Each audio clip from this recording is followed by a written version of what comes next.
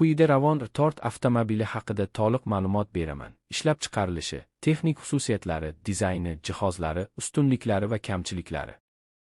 Ma'lumotlar rasmiy manbalar va turli sharhlar asosida to'plangan.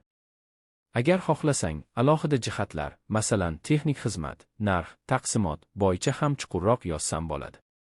Ravon R-Tort O'zbekistonda Ravon markasi ostida ishlab chiqarilgan sedanning modeli bo'lib, Tobaltning yangilangan dizaynli varianti sifatida bozorga chiqdi. Avtomobil GIM Uzbekistan hozir UzAuto Motors korxonasi tomonidan Asaka avtomobil zavodida yig'iladi. Umumiy ma'lumot. Dastlab 2016 yilda seriyali ishlab chiqarilishi boshlangan. Avtomobil markasi Ravon so'zi Reliable Active Vehicle on Road, yo'lda ishonchli, faol avtomobil degan inglizcha sozma-soz qisqartma tushunchasi bilan bog'lanadi. Sedanning sinfi kichik kompakt sedan. Mexanika va harakat. Dvigatel hajmi 1,5 litrlik benzin, 1485 sim, 4 silindrli.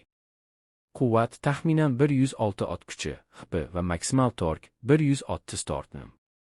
Kartalar old gildirakdan tortadi, front wheel drive.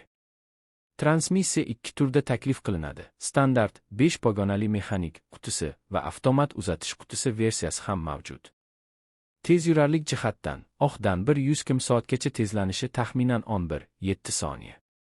Maksimal tezligi 169 km/soat atrofida. Yoqilgi sarfi kombinatsiyalashgan rejimda 6-2-100 km, shahar ichida ko'proq, tashqarida kamroq bo'ladi. O'lcham va tashqi shakl.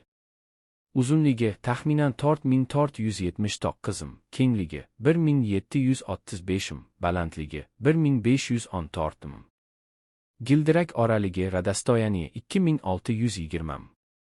Bosh vazni turb vegat taxminan 1172-1243 oraligida. Yon tomondan tashqi dizayni odatiy sedan shaklida, old qismlari zamonaviy faralar va yengilroq aerodinamik chiziqlar bilan, orqa tomoni ham sodda, trank sedanning o'rtacha segmentiga mos. Ichki qismlari funksional, bo'yoq qoplamalari va materiallar arzonroq sinf bo'yicha, lekin kundalik foydalanishda yetarli. Jihozlar va qulaylik. Avtomobil standart jihozlarda quyidagilar bilan ta'minlangan. Audio sistema. Quvvatli rul, power steering. Old va old o'rinlar isitish tizimi, yopiq joylarda sovuqda foydasi katta. Havo yostiqlari driver va passenger xavfsizlik jihatidan muhim. ABS tormoz kuchini nazorat qilish tizimi. Sofix bolalar o'rindiqlari uchun montaj nuqtalari. Ba'zi versiyalarda avtomatik konditsioner, qulf bilan ochiladigan eshiklar, elektr oynalar, folga disklar, tuman chiroqlari, orqa oynada defroster kabi qulayliklar ham bo'lishi mumkin.